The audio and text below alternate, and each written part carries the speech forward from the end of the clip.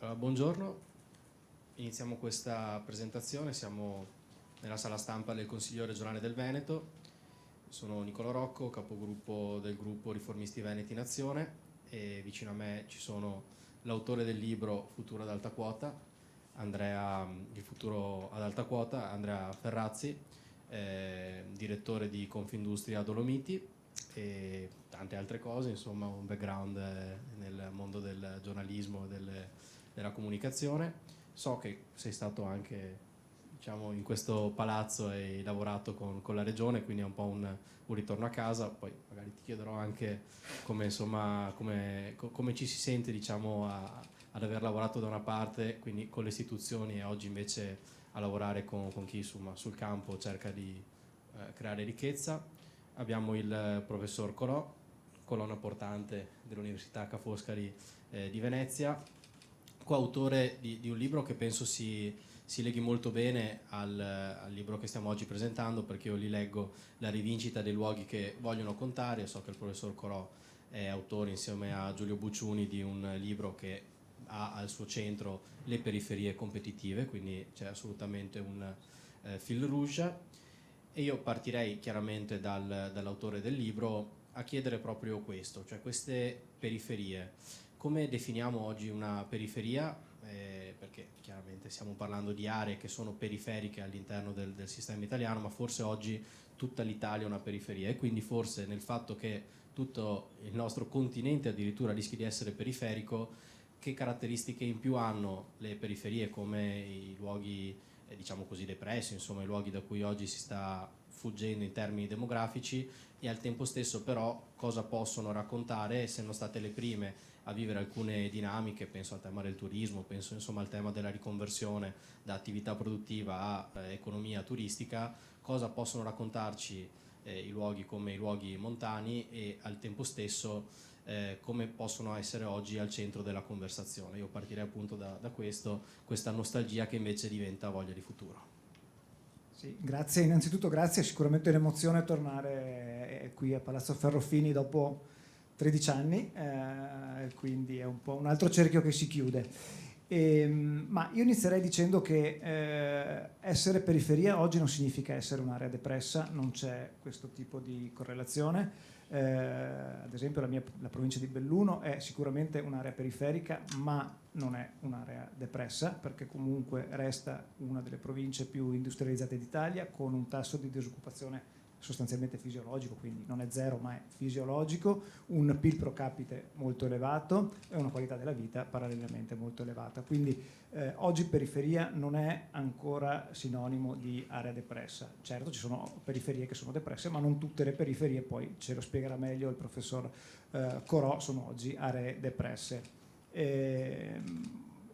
Vorrei dire, cioè, il tema è sostanzialmente questo. Sicuramente il libro si inserisce nel filone di periferie competitive, che è il libro scritto dal professor Corò e da Giulio Bucciuni, ma anche dal libro di Enrico Moretti e di altri, che analizzano una tendenza globale e non solo italiana, ovvero una nuova polarizzazione che vede alcuni grandi centri, quindi le aree metropolitane, ma non voglio rubare il lavoro al professor Corò, che oggi diventano centro, perché qui si concentrano i fattori della crescita economica, quindi capitale umano, innovazione e finanza. Quindi i centri oggi in Italia sono Milano e un po' professore Bologna e la via Emilia. Tutto il resto rischia di rischia di essere periferia, proprio perché i dati lo confermano, basta osservare i dati della Fondazione Nord-Est. Le aree interne e soprattutto le aree montane oggi perdono capitale umano e vedono il persistere di un'economia prettamente manifatturiera, dove si concentrano la produzione, ma le fasi che precedono e seguono oggi la produzione vera vengono spostate altrove, e quindi spesso a Milano, e sono quelle fasi che sono quelle che garantiscono il più alto valore aggiunto e quindi la creazione di maggiore ricchezza. Oggi, ecco, quindi le periferie sono sicuramente le aree montane, ma non solo le aree montane. Ed è per questo che ho fatto un po' nel libro una scelta di campo, perché spesso quando si parla di montagna si parla della specificità della montagna, e questo può essere un'arma a doppio taglio, perché quando tu fai la diagnosi di che cosa non funziona su un territorio, non puoi far finta che quel territorio sia un'isola, quindi non puoi estrapolarla da un contesto internazionale che oggi economico sì, ma soprattutto sociale e culturale. Diverso è il ragionamento quando tu fai la cura, quindi la cura deve essere sicuramente tarata sui luoghi, quindi servono politiche sensibili ai luoghi e servono azioni mirate per la montagna, ma questa è la cura, quindi la terapia per i luoghi. La diagnosi, ripeto, va considerata a livello, inserendo i luoghi nel contesto economico internazionale. Professore, è un tema irreversibile quello di essere periferia? Si può tornare indietro, si possono riattivare dei meccanismi che possono dare speranza e caratterizzare il nostro essere periferia come una periferia competitiva? Beh, credo che speranza, fiducia siano parole importanti nel libro di Andrea Ferrazzi, un libro che dico adesso sono qua a presentarlo, quindi ovviamente faccio anche l'apprezzamento, ma non è solo un apprezzamento rituale, vorrei anche cercare di motivarlo e dire in che modo appunto fiducia e speranza si possono rintracciare nelle storie che questo libro racconta, nel modo con cui lo fa, che se posso dire, primo elemento di apprezzamento è che è un libro scritto bene, si capisce che c'è mestiere, no? Però scrivere bene è importante perché poi insomma è anche un modo attraverso il quale si comunicano anche concetti complessi. È un libro anche coraggioso, sia dal punto di vista teorico che politico. Teorico perché riconosce che c'è una discontinuità, no? C'è una discontinuità dell'economia, ci sono dei cambiamenti, adesso parola grossa, cambiamenti strutturali, no? Però cambiamenti strutturali da un'economia, chiamiamola industriale, manifatturiera, sulla quale comunque i territori, anche quelli di montagna come quello di Belluno, ma anche altri, no? Ma se vogliamo in generale il nord-est, il centro sono cresciuti. Noi siamo cresciuti in una fase di sviluppo economico di natura forse neo-industriale, no? Post-fordista, quindi, che ci ha dato la possibilità appunto di crescere, di vedere una diffusione delle attività manifatturiere e che ha creato prosperità in aree che non erano state le prime privilegiate della prima fase dell'industrializzazione, no? Che ricordiamo, l'Italia, in particolare il triangolo industriale nel quale negli anni 50, 60, in parte 70 si concentrano, no, i processi di sviluppo e la ricchezza, no? Questo si sposta, no, negli anni successivi grazie a una serie di anche cambiamenti, appunto già allora, no, di natura più generale, se vogliamo, il fatto stesso che i consumi diventano più complessi e quindi ecco che i beni che devono essere forniti richiedono anche processi produttivi cosiddetti di specializzazione flessibile che sono pronti a rispondere a una varietà, no, a una complessità della domanda e anche a una serie di condizioni, se vogliamo anche di carattere sociale, perché no sindacale, no? Ecco, quell'epoca, questo dobbiamo dircelo, in un qualche modo il libro lo riconosce, Andrea fa, no, questo riconoscimento. Attenzione, quell'epoca sta finendo se non è già finita. E quindi pensare all'idea che anche il Veneto e il nord-est, e quindi per carità anche appunto alcune aree come quelle di montagna, possano contare anche in futuro su questa inerzia di un modello che invece è finito, è pericoloso. È pericoloso. Quindi bisogna in ogni caso riconoscere che oggi cambia, c'è una... Appunto, si parlava prima adesso di un riferimento di un libro importante degli anni '80 di questo sociologo dell'economia Charles Sable, no, che insegna alla Columbia University insieme al suo collega Paiore dell'MIT, no, avevano scritto questo libro The Second Industrial Divide, no, lo ricordavo perché proprio ieri assieme peraltro a Giulio Bucciuni abbiamo avuto una call appunto con Chuck Sable, perché in realtà vuole scrivere adesso un libro, tenete conto, un libro scritto negli anni '80 finanziato dalla Ford Foundation sul post-fordismo, a proposito appunto anche della consapevolezza, no? Anche di una classe dirigente industriale, dell'importanza di interrogarsi sul superamento del modello che ha portato al proprio sviluppo, no? Come appunto Ford. In realtà appunto Chuck Sable si sta oggi ponendo il problema di scrivere The Third Industrial Divide, no? Che significa che cosa? Appunto da quella economia appunto diffusa di distretti, di manifattura, anche di qualità, che ha dato poi in gran parte, no, la base anche al Made in Italy, in realtà un'economia sempre più basata sulla conoscenza, no? Dai beni e dai fattori tangibili sempre più a quelli intangibili, no? Che hanno caratteristiche diverse, hanno anche una diversa geografia dello sviluppo. E qua adesso, senza farla troppo lunga, Però questo è il punto, cioè perché le città? Perché il futuro dell'economia si sta ridisegnando oggi in alcune grandi città, perché la conoscenza ha bisogno di agglomerazione, no? La conoscenza è una risorsa collettiva, non esiste, come dire, l'individuo che isolato sviluppa una tecnologia complessa, no? C'è bisogno invece di reti molto articolate, tra l'altro di scambi, anche scambi personali, perché quando le conoscenze sono appunto ancora in una fase iniziale, fluida, no? Come nei processi di innovazione, c'è bisogno di un'interazione diretta, c'è bisogno di scambi continui, c'è bisogno soprattutto di fiducia, torna nuovamente il termine, c'è bisogno di fiducia, perché se io devo condividere con qualcuno delle conoscenze frutto di anni di ricerca e nel momento in cui le rivelo, in un qualche modo le regalo, perché una caratteristica dei beni intangibili è che è difficile difendere i diritti di proprietà, tutelare i diritti di proprietà. Quindi ecco che è importante essere all'interno di reti, di gruppi, di team che si sviluppano molto più all'interno delle grandi aree urbane e metropolitane, dove posso trovare molte conoscenze un po' simili ma soprattutto complementari che contribuiscono a dare valore a ciò che faccio. Guardate, qualsiasi prodotto complesso, che sia lo smartphone piuttosto che un software di intelligenza artificiale, in realtà richiede per non dire, vabbè, lo sviluppo, non so, voglio dire, del self-drive car, cioè richiede una molteplicità di discipline, di conoscenze che bisogna riuscire a far cooperare assieme.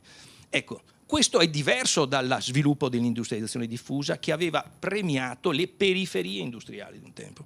Ecco perché oggi bisogna interrogarsi su questa nuova ricentramento dei processi di sviluppo nelle grandi città, ed è giusto che ci si interroghi soprattutto in quelle che sono state le aree della second industrial divide, no? Quindi che sono state premiate da quel processo di sviluppo. Allora, non ho ancora del tutto risposto alla domanda, adesso non voglio però farla a lungo e dare, magari adesso vediamo anche quali possono essere le azioni, alcune delle quali si intravedono nel libro, alcune sono anche riferite anche a una vasta letteratura che comunque viene citata. No, credo che invece la possibilità ci sia, però questa possibilità di uscire dal cono d'ombra, no? Nel quale in realtà questi nuovi processi in cui l'economia della conoscenza, l'economia degli intangibili sta in un qualche modo, come dire, ributtando, no, alcune aree, e del resto lo vediamo, tanto non è mica un fenomeno italiano, anzi paradossalmente l'Italia tutto sommato si sta difendendo ancora abbastanza bene, abbastanza bene. Cioè, guardate cosa è successo negli Stati Uniti. Cioè, intere aree sono state devastate da questi processi di trasformazione. Nel paese protagonista appunto delle trasformazioni legate all'innovazione e una nuova organizzazione internazionale delle attività produttive. Insomma, Detroit fino agli anni 90, stiamo parlando degli anni 90, stiamo parlando di 2 secoli fa. Negli anni 90 Detroit era la capitale mondiale dell'automobile. Oggi è una apocalypse town, no? Cioè, voglio dire, è un'area nella quale in realtà ci sono fenomeni anche sociali oltre che economici. Non ti fanno uscire dall'aeroporto. Appunto di grande difficoltà, il cui impatto, attenzione, poi non è che è distante dai fenomeni drammatici che stiamo vivendo in questi giorni, in queste settimane, perché alla fine l'espressione politica di quelle disuguaglianze generate dalla trasformazione e non governate, perché non sono state governate, cioè i processi di trasformazione economica negli Stati Uniti non sono state governate evidentemente, visto appunto la divisione profonda che c'è, non solo economica, ma appunto anche sociale e sempre più anche culturale, quindi difficile di fatto da ricomporre, ebbene li abbiamo. Ecco, quindi questo libro in questo senso è coraggioso, poi dal punto di vista politico, qua magari chiudo, proprio perché cerca di dare invece una speranza partendo da una consapevolezza, no? E la speranza è che ci sia la possibilità invece di una modernità, modernità industriale anche delle aree periferiche e delle aree di montagna. Cioè la montagna può ridiventare protagonista, però per farlo ovviamente servono alcune trasformazioni, ma su questo magari qualcosa ci dice Andrea e poi qualcosa posso tornare a dire io. Io ti farei una duplice domanda, nel senso che da una parte giustamente tu chiedi delle politiche ampie per le terre alte, delle politiche industriali ampie per le terre alte, quindi entriamo appunto nelle politiche, cioè rispetto a queste trasformazioni effettivamente cosa possono fare le istituzioni, cosa possiamo fare noi come sistema, per cercare di dare risposte agli interrogativi che poni. Dall'altra parte, siccome so che stai girando tanti territori, sei andato in Piemonte, andrai in Emilia Romagna, anche se esiste comunque rispetto alle terre alte una specificità veneta, e cosa può fare in questo caso il sistema veneto, per cercare di andare incontro ad una specificità. Quindi una domanda, come dire, di carattere generale appunto sulle politiche per le terre alte, e dall'altra parte magari un po' di specificità veneta. Sì, allora, partendo dal contesto generale, è evidente che serve, più che prima delle politiche serve una visione, no? E la visione è accompagnata anche dal coraggio di alcune scelte e di abbandonare delle narrazioni che sono spesso narrazioni di comodo, ovvero presentare la montagna come un parco giochi e quindi tutta turismo.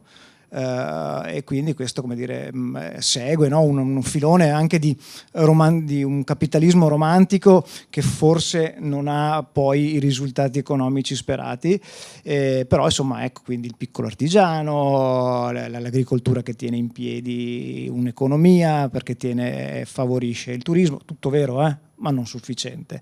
Dall'altro lato, l'altra visione che va scardinata è quella della montagna come luogo sacro in cui l'uomo non può intervenire, quindi per dire il lupo, tema molto dibattuto, ha la precedenza sull'uomo, oppure dove l'acqua di un torrente non può essere usata per produrre energia pulita. Ecco, tutte queste due visioni che sono contrapposte ma unite dall'essere stereotipo, quindi parzialmente vere ma non completamente vere, hanno condizionato spesso la capacità e il coraggio delle istituzioni di decidere, e credo che lo condiziona più la politica è vicina ai territori, perché più è vicina ai territori più si fa condizionare no, come dire, sì, esattamente, dai trend e anche dagli interessi locali. Quindi servono, prima di tutto serve una nuova narrazione e quindi un nuovo racconto e una nuova visione della montagna, che poi deve essere seguita coerentemente con nuove politiche, e in questo caso sì, sensibile ai luoghi, perché la montagna ovviamente ha dei tratti caratteristici che vanno da Reggio Calabria, dove sono stato, a Cuneo, dove sono stato, a Belluno, dove vivo, però ha anche delle sue specificità, perché ovviamente la Calabria non è Belluno. E tra l'altro uno degli elementi di riflessione che mi ha poi portato anche a riscrivere per l'ennesima volta il libro, che ha subito nel tempo diverse riscritture, è stato proprio un convegno in Calabria in cui dedicato al lavoro nelle aree interne, in cui tutti i relatori, accademici, operatori, cioè i ragazzi se ne vanno da Reggio Calabria, dalla Calabria, perché qui non c'è lavoro. Però i ragazzi giovani se ne vanno anche da Belluno, dove il lavoro c'è, abbondante e ben pagato. Quindi il fattore economico non può essere l'unico elemento che spinge i giovani, soprattutto formati, ad andarsene dai territori. Ed è qui che ho aggiunto al pezzo economico di Giulio e di Giancarlo l'elemento più sociale e culturale, e quindi ho identificato nel riconoscimento un tema molto importante, ovvero fino, diciamo, all'inizio degli anni 2000 le persone, diciamo, dopo guerra fino agli primi anni 2000, al di là, diciamo, dell'ottimismo, del progresso che era diffuso in tutti i territori, le persone lavoravano in fabbrica, erano operai, artigiani, ma il loro lavoro era anche fonte di riconoscimento sociale, perché comunque garantiva un reddito, che garantiva acquisto, che garantiva comunque uno status. L'irrompere dell'economia di conoscenza ha portato anche a un cambiamento culturale, come dire, dare riconoscimento solo ad alcuni tipi di lavoro, che sono i lavori cognitivi, che sono quelli, diciamo, socialmente più riconosciuti, e, come dire, a screditare gli altri, quindi quelli che David Goddard chiama i lavori della mano, che sono appunto i lavori dell'artigianato, degli operai, insomma i lavori che richiedono manualità, e i lavori del cuore, che sono i lavori della cura. E questo fatto di riconoscimento è un fattore, secondo me, decisivo nel condizionare anche i flussi migratori dei giovani. I giovani tendenzialmente vanno dove vedono una prospettiva di futuro, e oggi quella prospettiva di futuro sembra concentrarsi là dove si concentrano anche i fattori della crescita economica. Professore, ripongo in qualche modo, ricalibrando la domanda anche a lei, sempre rispetto, come dire, a queste politiche industriali che ci stanno a cuore. Le concentrerei un pochino chiaramente sul Veneto, perché noi siamo oggi in Consiglio regionale, quindi è importante anche cercare di capire cosa possiamo fare noi per cercare di riattivare quei processi che rimettano al centro lo sviluppo dei nostri territori.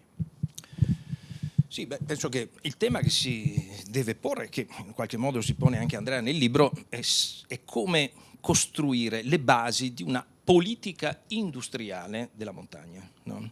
Che secondo me ha anche un po' un significato appunto più generale, che con Giulio abbiamo cercato di affrontarlo, peraltro guardando con Giulio Bucciuni nel libro Periferie competitive, cercando di guardare appunto a quelle periferie che ce l'hanno fatta, no?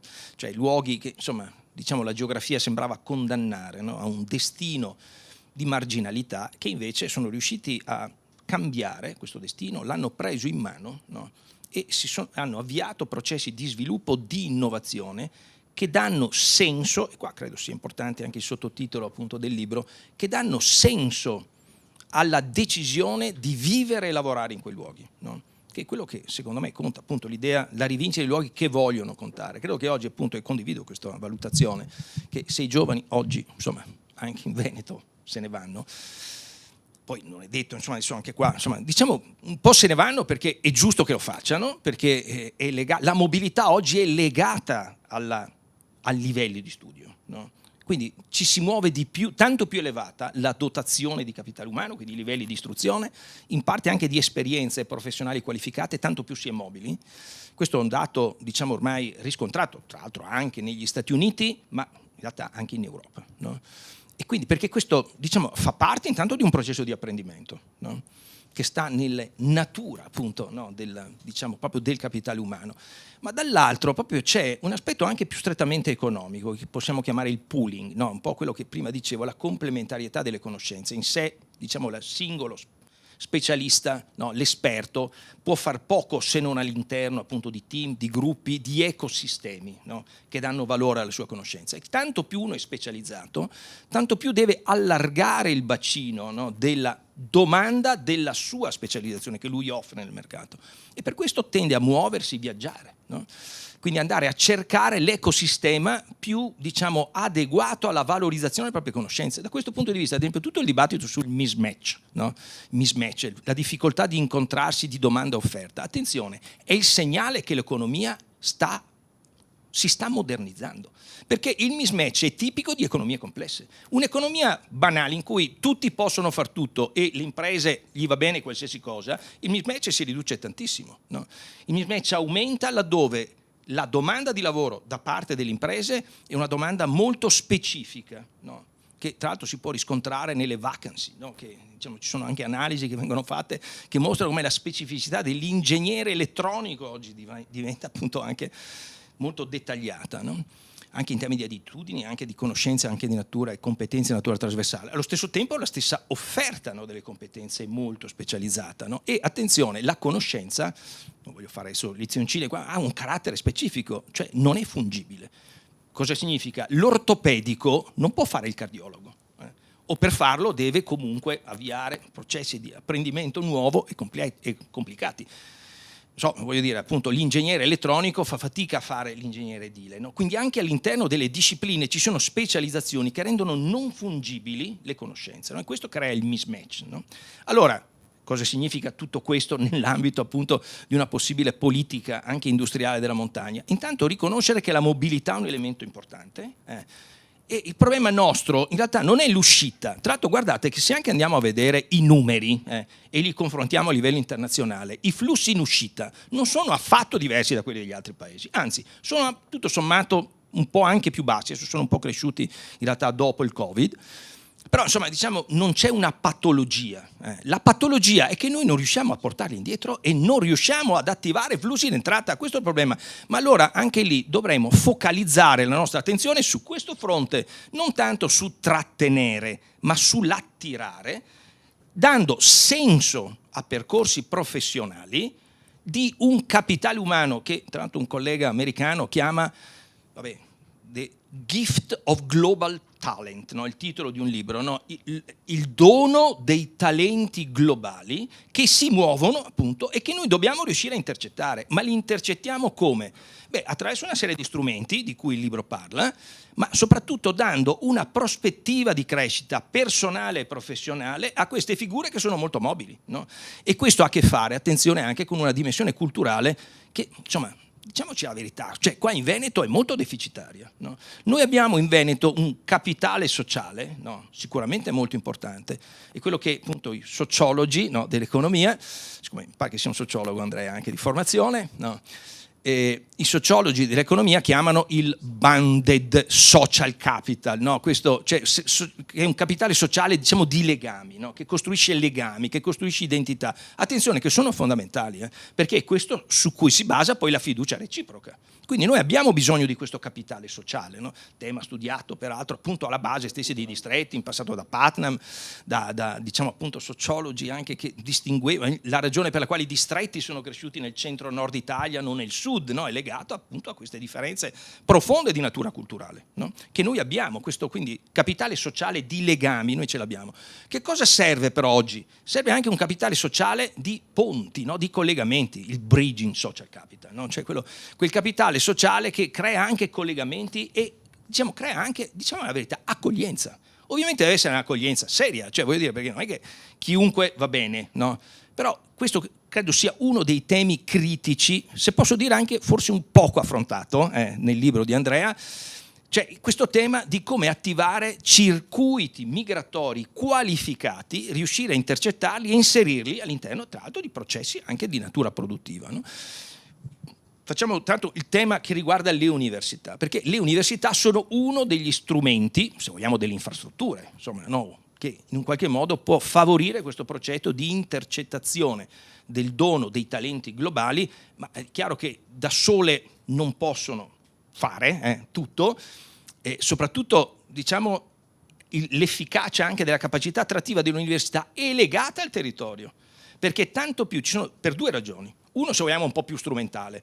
Ovviamente chi viene in particolare da paesi terzi, tanto per capirci, anche dare così due numeri che insomma adesso non abbiamo molto tempo, ma insomma, pensate che nel mondo ci sono 7 milioni di giovani, 7 milioni. Il Veneto, come sapete, ha meno di 5 milioni di abitanti. Ci sono 7 milioni di giovani che studenti universitari che studiano in università diverse, o meglio, di università che sono in paesi diversi da quello di origine. 7 milioni. L'Italia ne intercetta 100.000 di questi 7 milioni, che è veramente una percentuale molto ridotta, appunto questa è la nostra patologia, no? Ma perché questo avviene? In realtà uno potrebbe dire perché le università italiane offrono magari pochi corsi in inglese. Se andiamo a vedere, peraltro in particolare Veneto, io dico in particolare perché a Foscari, le magistrali ormai sono tutte in inglese. Padova, peraltro, è un'altra delle realtà insomma, che si è molto mossa in questa direzione. Ci sono stati processi di accelerazione in questa direzione e peraltro anche di miglioramento della capacità di attrazione. Il problema qual è? È che poi una volta che questi 100.000 studenti, no, arrivano, quindi siamo intorno al 5%, perché l'Italia ha circa un po' meno di 2 milioni di studenti universitari. No? Bene, una volta che arrivano, anche quelli che si formano, questi 100.000, mica riusciamo a trattenerli. Se si riuscisse a dare una prospettiva occupazionale, anche le università diventerebbero più attrattive. Ma c'è l'altro aspetto interessante, che un'università è attrattiva se legata al territorio, se sa in un qualche modo proporre una sua specificità, non solo disciplinare, ma coerente con le specializzazioni dei luoghi. Ad esempio i settori, non so, dall'occhialeria appunto allo sport, per non dire ovviamente i temi del design, del fashion, del food e del wine, no? Cioè tutti i temi che interessano il mondo. I 7 milioni di talenti che girano il mondo, quanti di questi sarebbero interessati a giocarsi il loro futuro personale e professionale all'interno di una di queste industrie moderne, ovviamente partecipando alla loro modernizzazione? Ecco, questo secondo me è il tema, diciamo che in qualche modo anche le aree altrimenti destinate a diventare periferiche devono assolutamente affrontare, no? Come diventare nodi di queste reti del capitale umano globale. In qualche modo, diciamo, il libro di Andrea cerca di dare anche questo tipo di risposta e credo che questo essenzialmente parte anche di una politica industriale, ovviamente che non si deve solo limitare al capitale umano, ma nella consapevolezza che nell'economia della conoscenza la risorsa fondamentale sono le persone. Sono le persone, in particolare le persone qualificate.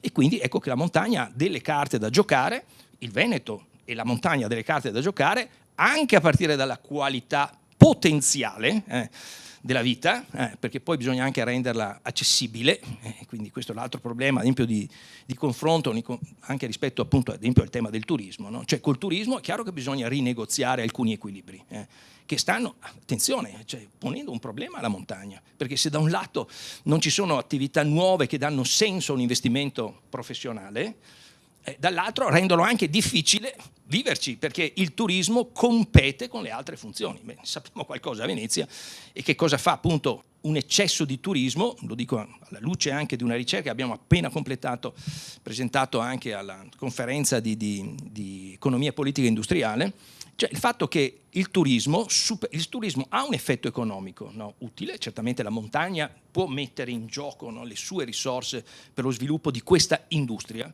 se diventa qualcosa di più appunto di un insieme frammentato, no, di produzione, no?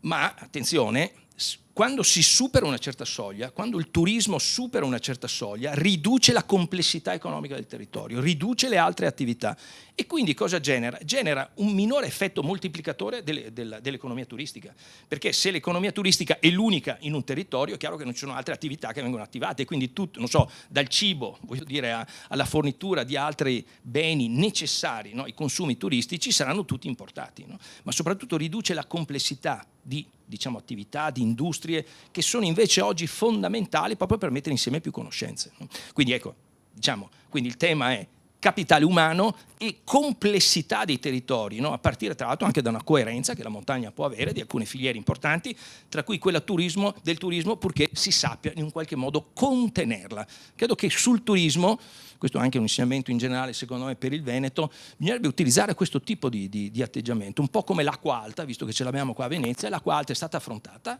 con un contenimento. L'acqua serve alla vita, no? Nessuno è contro l'acqua. Quando ce n'è troppa, però, evidentemente qualche problema lo crea. Quindi bisogna contenerla. L'abbiamo fatto con grandi opere come il Mose, con effetti economici, abbiamo visto, rilevantissimi. Credo che il turismo, così come su altri temi, lo stesso vale per l'intelligenza artificiale, secondo me, ma bisogna usare, come dire, avere un atteggiamento proprio di contenimento, no? Il contenimento, perché questo rende possibile poi invece un ecosistema più vivace e vitale, che è quello che serve di fatto anche alla montagna.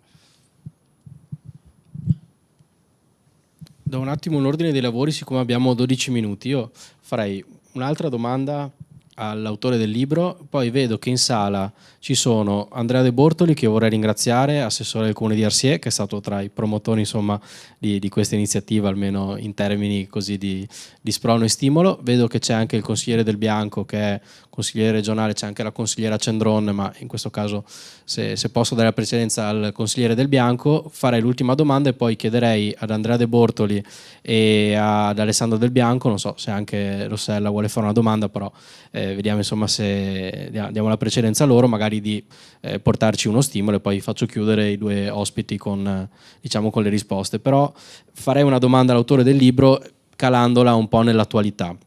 Noi abbiamo appena avuto le Olimpiadi e chiaramente si dice sempre che l'importanza delle Olimpiadi è la legacy, e secondo te queste Olimpiadi sono andate più nella direzione dell'enorme parco giochi, oppure, che è proprio esattamente quello che cerchiamo di evitare, oppure tutto sommato possiamo iniziare a intravedere una legacy che porti uno sviluppo più di lungo periodo nel territorio, o magari insomma è presto per poterlo dire? Cioè diamo una valutazione di questo grande evento che abbiamo avuto sul territorio, cercando di capire quale sarà il suo ritorno in termini di investimento nel lungo periodo. Sì, grazie alla domanda complicata. Io direi che la nostra sfida olimpica, la nostra veneta, del nostro territorio, della provincia di Belluno, inizia adesso, perché dobbiamo capitalizzare la grande visibilità che abbiamo avuto nel mondo. Sicuramente abbiamo messo in vetrina le nostre montagne, ma non basta. Sono assolutamente d'accordo con il professor Corò che oggi il tema vero si può riassumere in una parola: attrattività. Quindi un territorio deve essere attrattivo sì per i turisti, e vanno bene, ma deve essere soprattutto attrattivo per nuove persone, che siano studenti o nuovi potenziali residenti, proprio per cominciare ad affrontare il tema dello spopolamento, che per le aree montane è il problema dei problemi.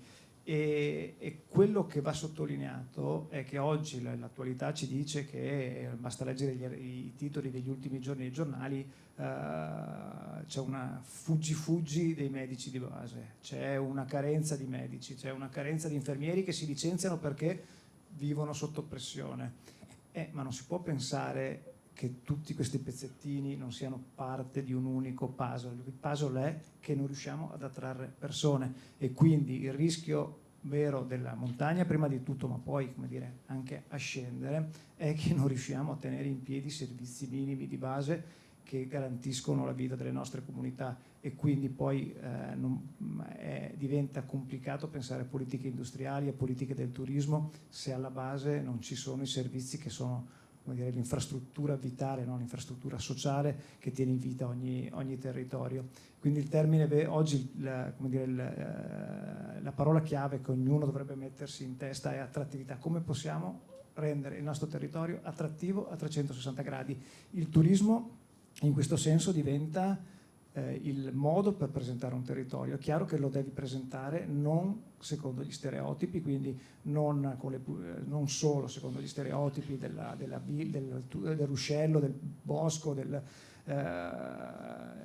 prato e delle mucche che pascolano, ma devi presentarlo per renderlo attrattivo anche a chi vuole soddisfare i propri bisogni, quindi vuole vivere nella modernità, come si diceva con il professor Corò prima, tenendo in considerazione appunto che la partita è unica, e quindi oggi la sfida che abbiamo davanti è proprio quella di presentare e rendere attrattivo il territorio, sia Belluno, sia Treviso, sia Cuneo, sia Sondrio, qualsiasi tipo di territorio oggi ha davanti la sfida dell'attrattività, che è una sfida enorme, ma che per la montagna come dire, ha anche un fattore che spesso sottovalutiamo, che sono i cambiamenti climatici, che comportano delle grandi opportunità, ma anche la necessità di ripensare soprattutto appunto il tema dei servizi. Abbiamo più o meno 8 minuti. Andrea, vuoi condividere una riflessione?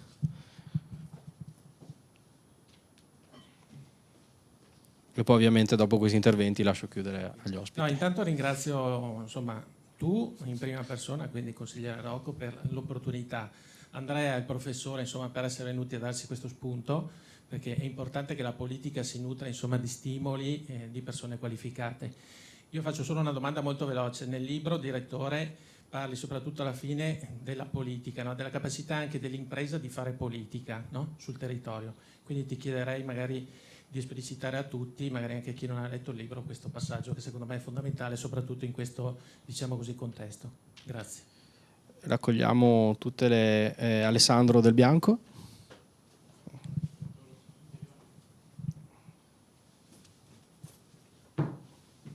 In caso è arrivata anche Silvia adesso, così siamo entrambi i bellunesi qui presenti. Non ho in realtà domande in sé, dopo avremo modo anche domani sera di discutere a Feltre di questo libro con Andrea Ferrazzi, che ringrazio. Io credo che due cose in estrema sintesi. In genere non sempre le montagne seguono, delle volte anticipano dei fenomeni. Le montagne o le aree interne in generale. Io credo che questa condizione che stiamo vivendo sia più simile a questa cosa che sto dicendo adesso rispetto al fatto di seguire procedimenti. Io penso allo spopolamento, certo è un problema che vedi di più e senti più forte in montagna, ma non è un problema che riguarda solo la montagna. Quindi noi dobbiamo avere anche la possibilità e la capacità, secondo me, di usare le aree interne pensandole non tanto come un problema per la montagna, ma come una questione che va affrontata sull'intero territorio nazionale, su gran parte di esso, perché molte delle questioni che vediamo prima in montagna finiranno per essere determinanti anche in altre zone. La seconda sono le sfide che abbiamo davanti, nel senso che quello che è stato detto prima è ovvio, è giusto, servono i servizi per essere attrattivi, i servizi li si fa finanziandoli, quindi il problema vero dei servizi è che hanno un costo sempre più elevato, e che per finanziarli spesso serve fatto ricorso all'attività del pubblico. Quindi su questo bisognerà cercare di integrare il più possibile il sistema. E l'altra cosa sono le sfide, ripeto, ultime. Io insisterò fino alla morte su questo. È ovvio che per la montagna veneta e per la montagna italiana la partita dell'idroelettrico, credetemi, è quella che può ridisegnare di fatto la situazione, anche la prospettiva di questi territori. Per cui qui secondo me si vanno a inserire le linee di sviluppo possibili. È chiaro che è una sfida importante, ma io vi ringrazio anche perché portare l'attenzione di questi temi anche qui e non solo qui, e con il lavoro che sta facendo Andrea girando un po' dappertutto a presentarlo, penso che sia assolutamente fondamentale, quindi grazie. E abbiamo anche Silvia Caligaro, consigliera Caligaro. Volevo solo quello che diceva giustamente Alessandro, spopolamento, turismo, tema della sostenibilità e quindi dell'energia, sono tutti trend che vengono anticipati. Io arrivo in corsa perché ero in quinta commissione, quindi stavo presidiando uno dei temi fondamentali non solo per la montagna ma in generale, che è quello della sanità e del sociale, con delle riforme che di fatto andranno avanti nei prossimi anni e quindi è importante avere un monitoraggio.